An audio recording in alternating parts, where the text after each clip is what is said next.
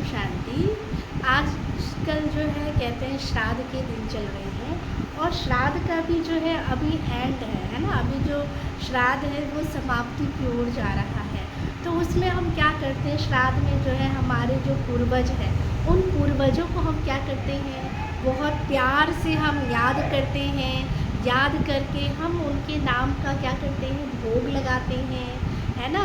तो जैसे कई ऐसे हैं जो कोई तो मंदिर में जा कर के वहाँ पर भोग लगाते हैं, कोई क्या करते हैं जो पूर्वज होते हैं उनके नाम का कहीं बाहर जो गरीब है उन गरीबों को जा कर के क्या करते हैं, बांट देते हैं, ताकि उनके नाम का उनको क्या करते हैं, वो चीज़, वो जो प्रसाद है, वो जो भोग है, वो उनके नाम का वितरित करते हैं, बांट के आते हैं।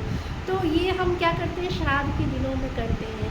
कई लोग कहते हैं कि हमारे यहाँ नहीं मनाया जाता है श्राद्ध। तो जब नहीं भी मनाया जाता है तो भी कभी तो हमारे जो माँ बाप थे, जो हमारे दादा थे, जो हमारे जो पूर्वज हैं, जो पुराने थे, तो उन्होंने हमारे लिए भी तो कुछ किया था ना। तो हमें भी क्या है, चाहे हमारे यहाँ नियम होता हो या ना होता हो, लेकिन फिर भी हमें क्या करना है, उनके नाम का क्या है, किसी को दान दे सकते हैं, किसी को हम खिला सकते हैं। या हम क्या है, एक होता है दान करना कि हम खाने का जाकर खाना किसी को हम दान करके आए, लेकिन एक होता है कि भोग जो है, प्रसाद जो है, परमात्मा को भोग स्वीकार करा करके हम फिर जा कर के किसी को क्या है दे। तो वो जैसे घर में हम खाना बनाते हैं, कई बार तो इतना टेस्टी नहीं बनता है, लेकिन कई बार क्या होता है, प्रसाद के नाम पे, भोग के नाम पे अगर हम भोग बनाते हैं, उसको भोग लगाते हैं, तो वो खाना नहीं होता है, वो क्या है, प्रसाद बन जाता है, भोग बन जाता है। तो उसमें जो वाइब्रेशन होती है वो अलग होती है। तो कई लोग कहते हैं कि हम घर में बनाते हैं तो इतना टेस्टी नहीं बनता है, लेकिन जो भोग बनता है वो क्या है, बहुत ही टेस्टी बन जाता है। तो वो इसलिए क्योंकि परमात्मा की उसमें जो क्या है, जो शक्तियाँ हैं, जो वाइब्रेशन है, वो उसमें जाता है, तो वो भोग हमारा क्या हो जाता है, चार्ज हो जाता है।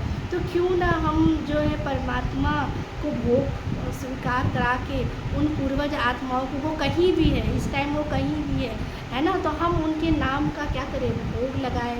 कहते हैं भोग लगाने से जो है हमारी भोगनाएँ भी सारी क्या हो जाती है, मिट जाती है। जो भी हमारे कलह कलेश है, जो भी हमारा हिसाब है, वो हमारे कट जाते हैं। तो परमात्मा कहते हैं अगर कोई मंदिर में जाता है तो वो मंदिर में लगा के आए, है ना। नहीं तो सेंटर पे, आश्रम पे भी आप क्या कर सकते हो, भोग लगा सकते हैं, क्योंकि अभी क्या है, बिल्कुल ये अंतिम दिन है। तो अभी सबकी तरफ से आप क्या कर सकते हैं, उनको भोग स्वीकार करा सकते हैं। वो जहाँ भी आत्मा, फिर वो सुख से, शांति से, आनंद से, वो जहाँ भी आत्मा है वो रहेगी, है ना। उनकी ब्लेसिंग्स जो है हमें क्या होती रहेगी, मिलती रहेगी। तो वो कहीं ना कहीं कहाँ है, वो आत्मा यहाँ पे ही है, इसी वर्ड में ही है। तो अगर हम उनके नाम का अगर लगाते हैं, करते हैं, चाहे कोई तो पंडित को खिलाते हैं, कोई ब्राह्मणों को खिलाते हैं, कोई गाय को खिलाते हैं, तो जहाँ भी हमारी संतुष्टि होती है तो हम क्या करते हैं, वो चीज़ करते हैं।